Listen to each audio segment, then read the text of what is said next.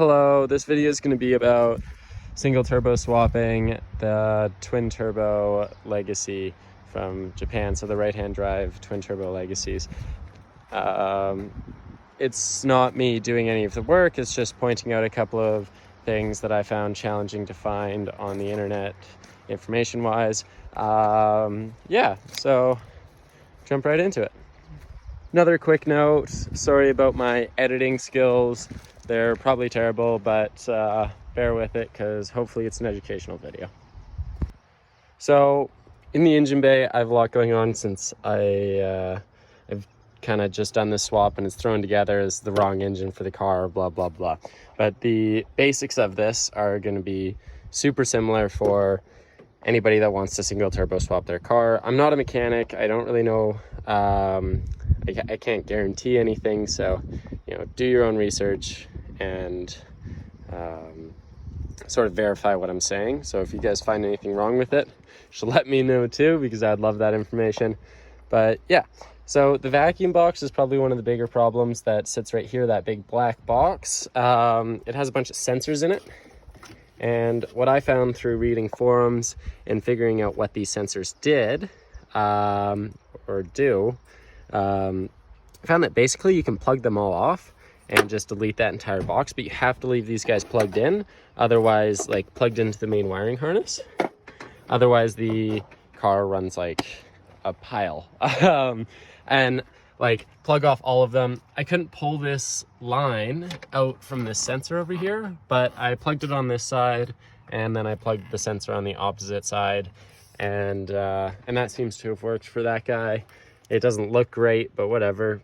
And then I plugged these two vacuum lines. There's a big barrel in there and it connects back to the vacuum box over there.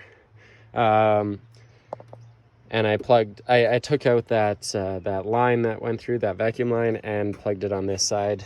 So yeah, that's basically it for the vacuum box. You can delete it all, plug everything off, and it seems to run pretty good. At least in this car it does. And the other things you're going to need to do the swap are a turbo manifold, turbo, downpipe, and intercooler. You can find the turbo manifold, turbo, and downpipe off of a EJ20, so like a WRX. I can't guarantee the downpipe. My understanding is that you can steal one off of a WRX or get an aftermarket one for a WRX, but I made mine, so I cannot guarantee that it will bolt right on, sadly. If you're not doing front mount, then you don't need to swap the airbox to a hot air intake like I have. So that's kind of a pro of doing it, is you won't be getting, I shouldn't say, because you kind of do the argument of that you have a front mount instead of the top mount sitting right next to the turbo. So I don't know how it all equals out. Maybe this way is better, maybe the other way is better, but this intake gets super warm in the engine bay. I kind of threw this on there to try and blow air at it and whatever, but yeah, surprisingly the car runs pretty well just plugging off those, plugging that and plugging that for vacuum lines, and yeah, that's basically it. This car doesn't have a tune on it or anything because unlike the Rev A, B, and C, the Rev D, which I have, are OBD2, and at the moment there aren't tons of tuning options, so I'll probably go standalone on it.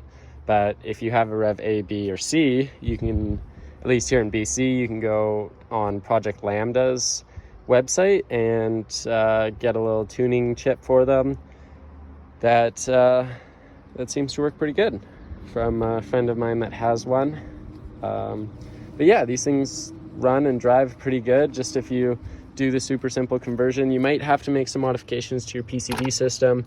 I'm not 100% sure on that exact, because this is a EJ205 instead of an EJ208, so I had to make a lot of modifications to the PCV system and a bunch of other systems to make it work. But the EJ208 should be a pretty simple conversion, like I was saying. So turbo manifold, turbo, downpipe, intercooler, and that should basically plug and play into your car. So pretty cool. Runs and drives way more smooth power, like with a way more smooth power band all the way through the rev range, instead of having that big death zone at like 44 to 5 grand or whatever it is. So yeah, highly recommend single turbo swapping them. They end up being really cool with them. They sound great. I'll post a cold start and then a little rev from the engine bay and from the back as well. Just a quick note, I forgot to mention it before, but you will also need to get the inlet piping that goes from there back to here from a EJ20, because the EJ20, or I guess a single turbo EJ20, because the ones that come with the twin turbo go from here and then Y over and back to your other turbo, so you'll just have to get that as well. But that's pretty much it. Yeah, here, I'll post those, I'll throw up those rev videos.